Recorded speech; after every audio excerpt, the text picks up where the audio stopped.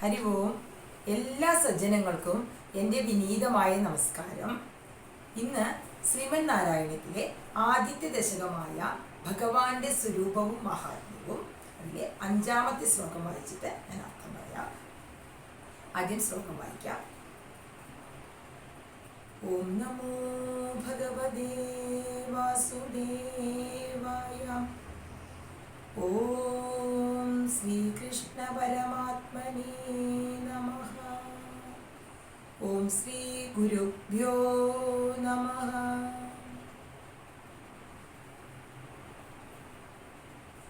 നിർവ്യാപാരോപി നിഷ്കാരണം അജഭജസേയത്ക്രിയാമീക്ഷണാഖ്യാം തേനൈവോദീദിലീനാ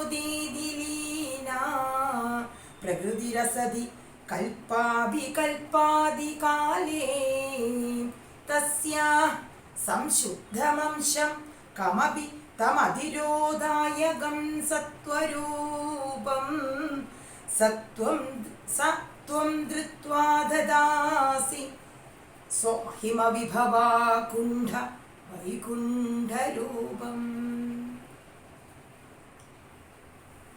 ഈ ശ്ലോകത്തില് എന്താ പറഞ്ഞാല് ബ്രഹ്മാവിൻ്റെ 100 കൊല്ലത്തെ ആയുസ് കഴിഞ്ഞിട്ട് ഒരു പ്രളയം ഉണ്ടാവുകയാണ്.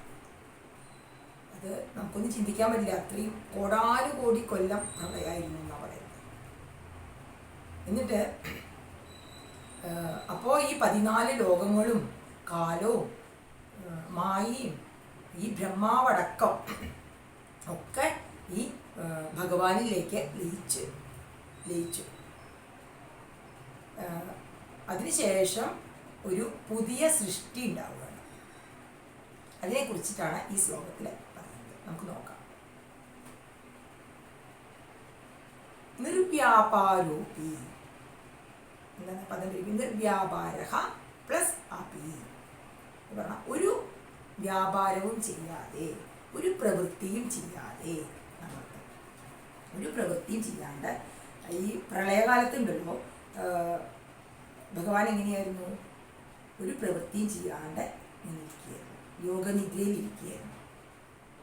അതാണ് പറയുന്നത്. നിർവ്യാപാരോപി അപി എങ്കിലും നിഷ്കാരണം, ഒരു പ്രവൃത്തിയും ചെയ്യാതിരിക്കുകയാണെങ്കിലും നിഷ്കാരണം, ഒരു കാരണവും ഇല്ലാണ്ട് അജ എന്ന് പറഞ്ഞാൽ ഭഗവാനെ വിളിക്കുകയാണ്. അജ എന്ന് പറഞ്ഞാൽ എന്താണ്? ജനനവും മരണവും ഇല്ലാത്തവൻ ആണല്ലോ ഭഗവാൻ. അപ്പോൾ നമുക്കൊക്കെ അല്ലേ ജനനവും മരണവും ഒക്കെ ഉള്ളൂ. ഭഗവാൻ അതൊന്നുമില്ല. ജന്മമില്ലാത്തവൻ. ഭജസേ പറഞ്ഞാൽ ഭജിക്കുന്നു, കൈക്കൊള്ളുന്നു. യത് ക്രിയാമീക്ഷണാഖ്യാം, യത് ഏതൊന്നാണോ,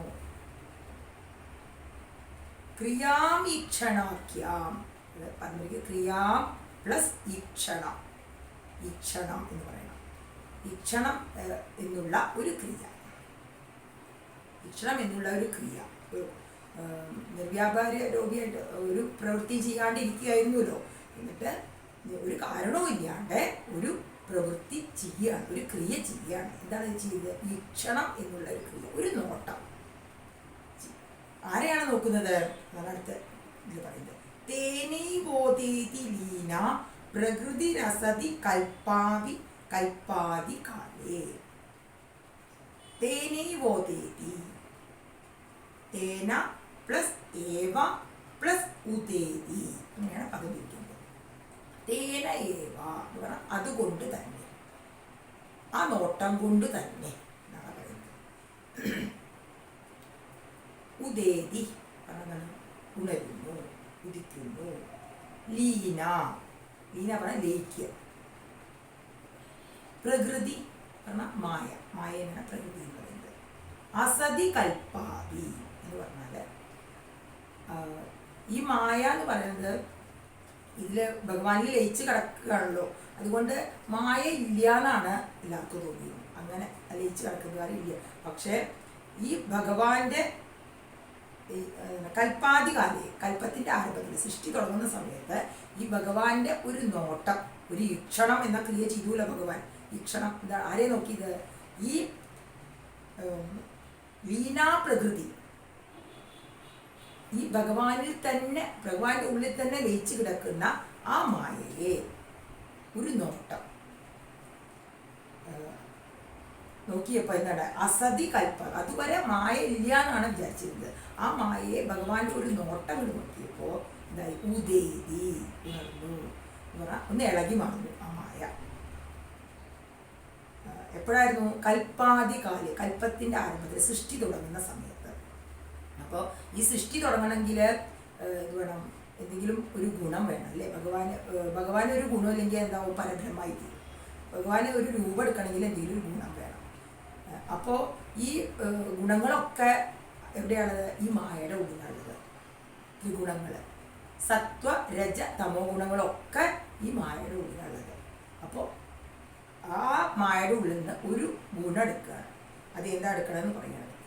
തസ്യ, തസ്യ പറഞ്ഞാൽ ആ മായയുടെ സംശുദ്ധമംശം. സംശുദ്ധം പറഞ്ഞാൽ വളരെ വളരെ പരിശുദ്ധമായ അംശം. അംശം പറഞ്ഞാൽ എന്താണ്? ഒരു ഭാഗം, ഒരു പാർട്ട്. കമപി, മപി പറഞ്ഞാൽ കുറച്ച്. തം അതിരോധായകം, അതിരോധായകം പറഞ്ഞാൽ ഒരു മറവും ഇല്ലാണ്ട്. ഈ സത്വഗുണം എന്ന് പറയുമ്പോൾ എടുത്തു കഴിഞ്ഞാൽ, സത്വഗുണത്തിന് രൂപം എടുത്തു കഴിഞ്ഞാൽ എന്താണ്? ഒരു മറവും ഉണ്ടാവില്ല, എല്ലാത്തിനെയും മറച്ചിട്ട്. തം അതിരോധായകം സത്വരൂപം. സത്വം, സത്വം എന്ന് പറഞ്ഞ സിലബിളിൽ സത്വം ഒന്ന് ചെയ്തിട്ടുണ്ടാവും. സത്വം എന്ന് പറഞ്ഞു കഴിഞ്ഞാൽ എന്താ? ആ നിന്തിരുപടി. ധൃത്വ, ധൃത്വ പറഞ്ഞാൽ എടുത്തിട്ട്. ദദാസി, ദദാസി രൂപം, ദദാസി അവസാനത്തെ രൂപം ഉണരും. രൂപം ദദാസി, രൂപം ധരിക്കുന്നു. അപ്പോൾ ഈ പരിശുദ്ധമായ ഈ മായയുടെ നിന്ന് പരിശുദ്ധമായ ആ സത്വഗുണത്തിൻ്റെ ഒരംശം അംശത്തിൻ്റെ കുറച്ചെടുത്തിട്ട്, ഒരു ഭാഗത്തിന് കുറച്ചെടുത്തിട്ട് ഒരു മറവുമില്ലാത്ത ആ പരിശുദ്ധമായ ആ സത്വരൂപം, സംശുദ്ധം അംശമാണ്, വളരെ വളരെ പരിശുദ്ധമായ ആ സത്വരൂപം എടുക്കുകയാണ്, രൂപം എടുക്കുകയാണ് ഭഗവാൻ. ദദാസി, രൂപം ദദാസി, രൂപം ധരിക്കുന്നു എന്നാണ് പറയുന്നത്. പിന്നെ അടുത്തത് സ്വമഹിമ, അത് ഭഗവാനെ വിളിക്കുകയാണ്. സ്വമഹിമ വിഭവാകുണ്ഠ വൈകുണ്ഠ രൂപം.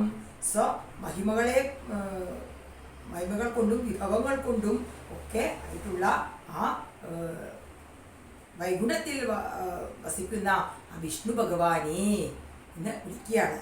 എന്താണ്? രൂപം ദദാസി, ആ ഭഗവാൻ ഒരു രൂപം കൈക്കൊള്ളുന്നു എന്നാണ് ഈ ശ്ലോകത്തിൽ പറയുന്നത്. അപ്പോൾ ഇതാണ് ഈ ശ്ലോകത്തിൻ്റെ അർത്ഥം.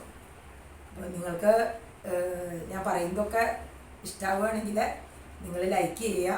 നിങ്ങൾക്ക് ഇഷ്ടമായി എന്ന് എനിക്ക് അറിയണമെങ്കിൽ നിങ്ങൾ ലൈക്ക് ചെയ്യുമ്പോഴാണ്, അല്ലെങ്കിൽ ഒരു കമൻറ്റ് ഇടുമ്പോഴാണ് എനിക്ക് നിങ്ങൾക്ക് ഞാൻ പറയുന്നതൊക്കെ ഇഷ്ടമാവുന്നുണ്ടെന്ന് മനസ്സിലാവുക. അപ്പോൾ എല്ലാവരും ലൈക്ക് ചെയ്യുന്നുണ്ട്, കമൻറ്റൊക്കെ ചെയ്യുന്നുണ്ട്, അവർക്കൊക്കെ ഒരുപാട് സന്തോഷമുണ്ട് കേട്ടോ. അതുപോലെ തുടർന്നും ലൈക്ക് ചെയ്ത് കമൻറ്റ് ചെയ്യുക.